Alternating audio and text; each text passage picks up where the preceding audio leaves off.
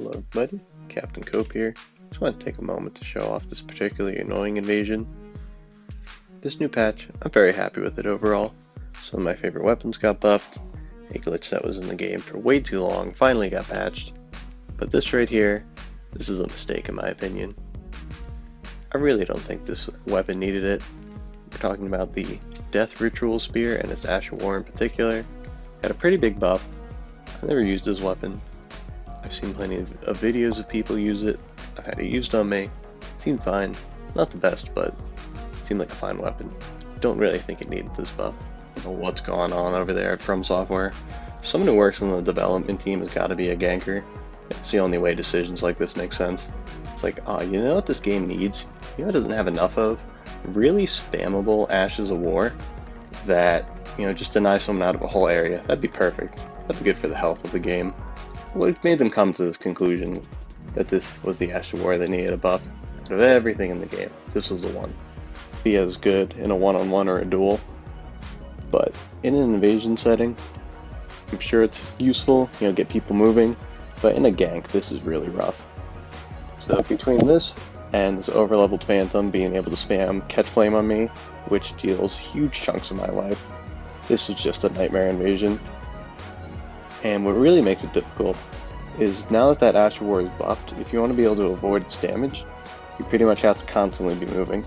So you either have to be rolling or running, and that gives someone a lot of opportunity to punish you, which is exactly what these guys are doing here. And they also just keep spamming this aromatic here, and that costs FP too. That's how I knew this guy was overleveled. The fact that he barely took any damage naked, and that he could just spam these aromatics endlessly. But look at that Catch Flame damage. It's absolutely brutal. What really saved my ass here is the fact that it was raining. It would have done a lot more damage if it wasn't. I remember watching the playtest and them mentioning that fire will be nerfed when it's in the water and lightning will get a damage buff. I thought it sounded so cool. I was like, whoa, that attention to detail.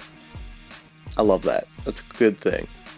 But the fact that it's always raining in this game, or that you're fighting in a lake like Liurnia, it really just screws over fire builds. Like I have a strength build and I have all my weapons fire infused. It just never works in my favor. But for once, on this build, it worked in my favor. And she was, giving me extra resistance to that Catch Flame damage. Really helped me out there. Another thing that saved me is the fact that this Phantom had more levels than brain cells, and he was just programmed to mash out a hit stun every time. He would always hit Catch Flame out of hit stun, would never try to dodge, so the fact that I had an offhand dagger really saved me there. He was trying to Catch Flame out of hit stun every time, so he was pretty much getting stun locked by my dagger. Absolute lifesaver. The dagger spam carried me through this invasion. Misery Cord MVP for the invasion. So I managed to get the kill on the Phantom with a sliver of health left and no flasks. Thankfully I get that flask back, really needed it. And had the Virgin Abductor helping me out, which is good, but he can damage me too, so this is pretty stressful. I'm so thankful that Phantom didn't have any boys, because if he did, that would be so much harder to deal with. I was basically able to stun lock him, because he just tried to Catch Flame out of hit stun every time. But if he had any boys, I think he would have taken me out. As you can tell by the amount of souls I got, that Phantom was extremely overleveled. He was level 576, so it's not like he couldn't have worn armor. I guess he was choosing not to just so that he could light roll. Just imagining these guys watching it and taking notes how to gank better next time. Really wanted the kick finish on this host, but he just wasn't letting me have it. And then again, Misery Cord coming in clutch, the R2s to finish the job. I can't help but feed the trolls. I know you're not supposed to.